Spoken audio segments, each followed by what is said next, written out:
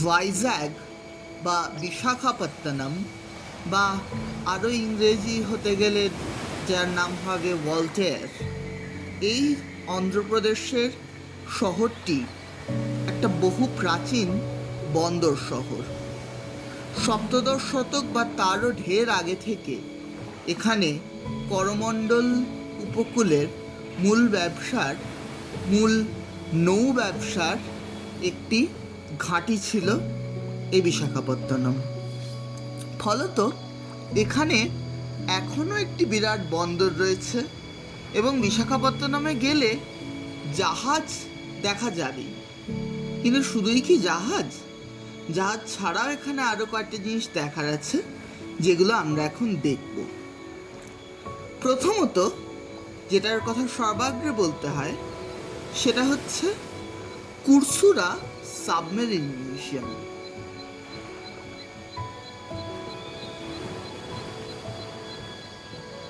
এইটা ইতিহাসটা একটু বলি।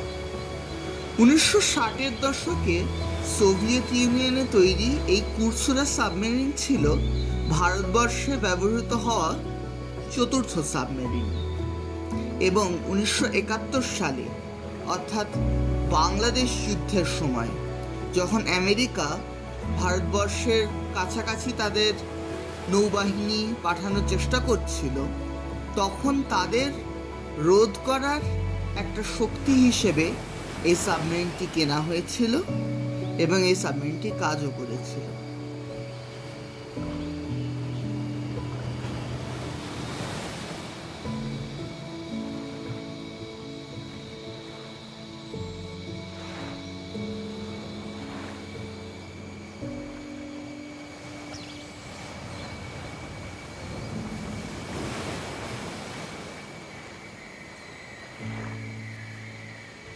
দু সালে ডিকমিশন হওয়ার পর সাবমেরিনটিকে এই ভাইজ্যাগ বিচ রোডের ধারে স্থাপিত করা হয় এবং এইখানে এর মধ্যে তৈরি হয় একটি মিউজিয়াম। সাবমেরিনের মিউজিয়াম সাবমেরিনেরই মধ্যে। এটা একটা খুবই অন্যরকম সিস্টেম বলাই বাহুল্য, এবং সাউথ ইস্ট এশিয়াতে এই ধরনের সাবমেরিন মিউজিয়ামের প্রথম উদাহরণ হলো এই কুরসুরা সাবমেরিন।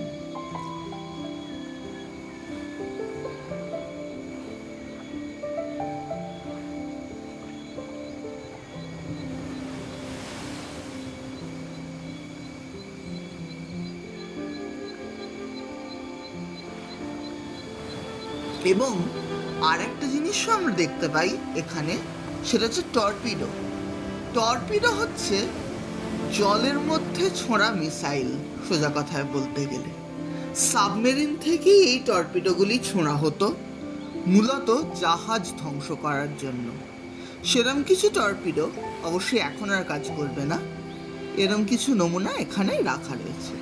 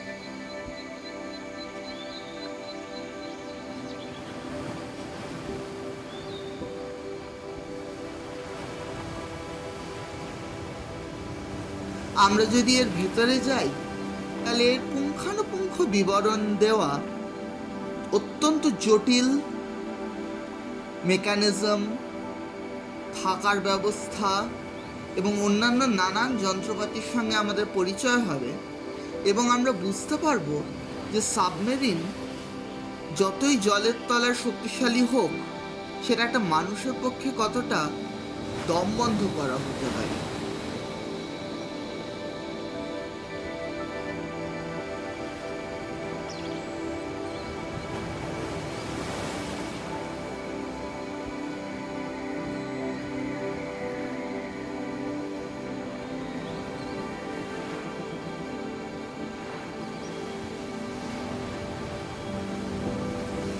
সব মিলিয়ে এই সাবমেরিন মিউজিয়ামটি ভারতবর্ষের সবচেয়ে অন্যরকম মিউজিয়ামগুলির মধ্যে অন্যতম।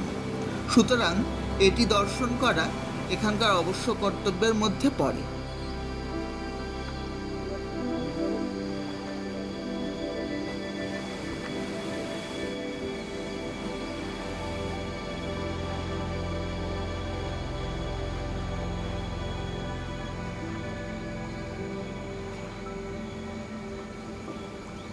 আরও 3টি মিউজিয়াম আমরা দেখব।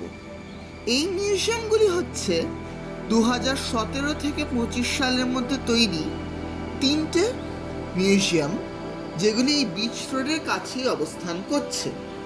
ধরা যাক সাবমেরিন মিউজিয়ামের কাছেই আমরা দেখতে পাবো Vizag Sea Harrier museum.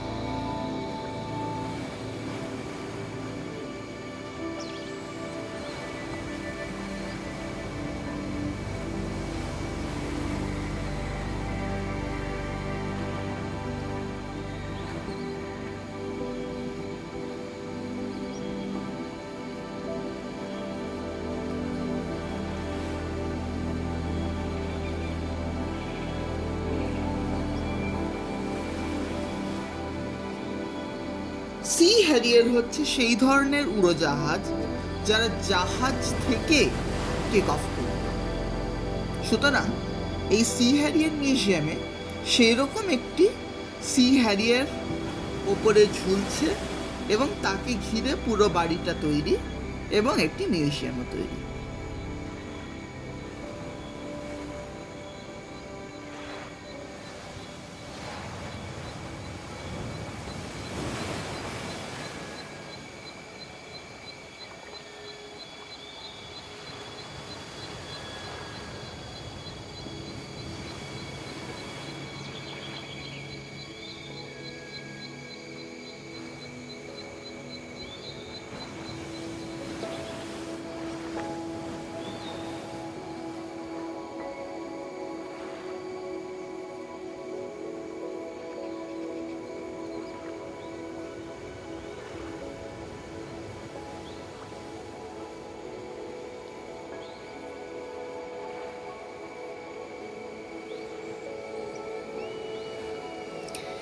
C হ্যারিয়ারটির নাম হচ্ছে SH-606।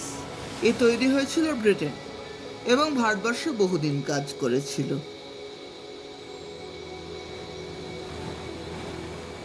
এছাড়াও এই পুরো বাড়িটিতে আমরা দেখতে পাবো পেগাসাস, হোয়াইট টাইগার এবং হক নামক 3টি যে ইঞ্জিনগুলি দিয়ে এই মূল সি হ্যারিয়ারগুলি তৈরি হয়, তাদের প্রতি শ্রদ্ধার্ঘ্য রেখে নানা রকম তাদের যন্ত্রপাতি এবং এমব্লেম। 2023-এ অন্ধ্রপ্রদেশের মুখ্যমন্ত্রী এটির দ্বারোদ্ঘাটন করেন।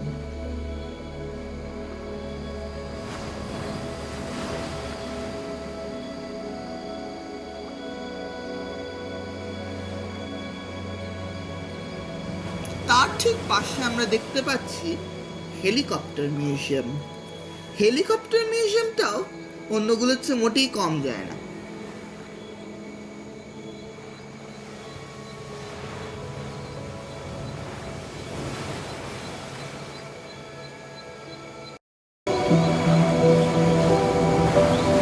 সিকোরস্কি UH-3H ক্লাসের সার্স নামক একটি হেলিকপ্টার বা বলা ভালো সি কিং হেলিকপ্টারকে কেন্দ্র করে এই মিউজিয়ামটি তৈরি। এই মিউজিয়ামটিতে যে হেলিকপ্টারটির নাম হল, সেটি ছাড়া হেলিকপ্টার এবং আকাশপথে ট্রান্সপোর্টেশন কীরকম হতে পারে তার কিছু নমুনা আমরা দেখতে পাই। এবং মজার যেটা তৈরি হয়েছিল 2025-এ। 2009 তৈরি হেলিকপ্টারটি যখন 17 বছর বয়সে শেষ পর্যন্ত অবসর নেয়, তখন 2025 এই হেলিকপ্টার মিউজিয়ামটি তৈরি।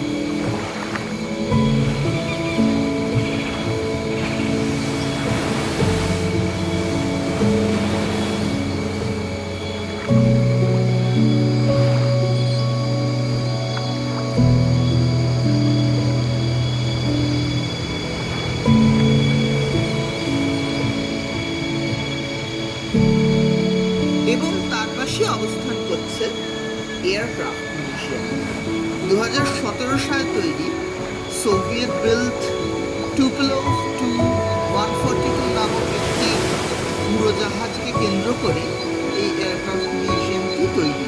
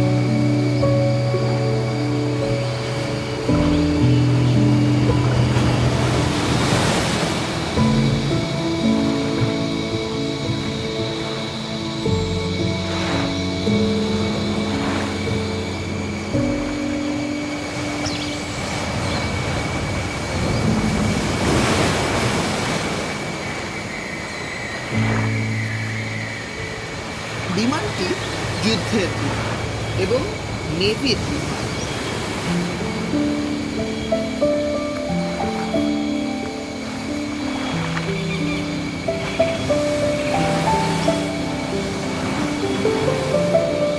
এটা এবং এর সহকারীরা বাংলাদেশ যুদ্ধের সময় খুব সাহায্য করেছিল ভারতবর্ষের নেভিকে।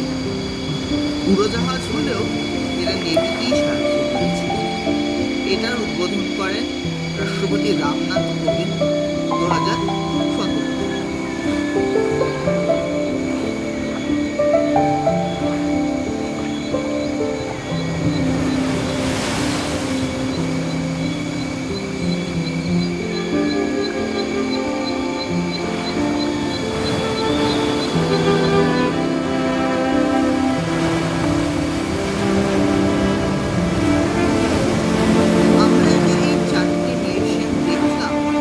এই চারটির মধ্যে বেশ কয়েকটি মিল আমরা দেখি। প্রথমত, প্রত্যেকটি মিউজিয়ামই নেভির দ্বারা রক্ষণাবেক্ষণ করা হয়, অর্থাৎ প্রত্যেকটি ভারতের নৌসেনার দ্বারা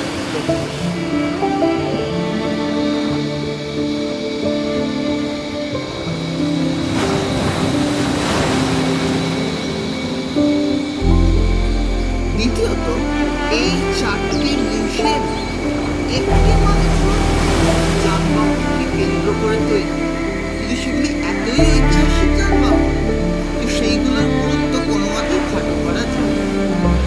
এবং এটা বলতেই হয় যে এত সুন্দর চারটি মিউজিয়াম ভাইজ্যাগের 1 স্কোয়ার কিলোমিটারের মধ্যে আমরা দেখতে পাচ্ছি, এর জন্য অবশ্যই ভারতের নৌসেনা এবং ভারতের সরকারের প্রচুর প্রশংসা দাবি রাখে।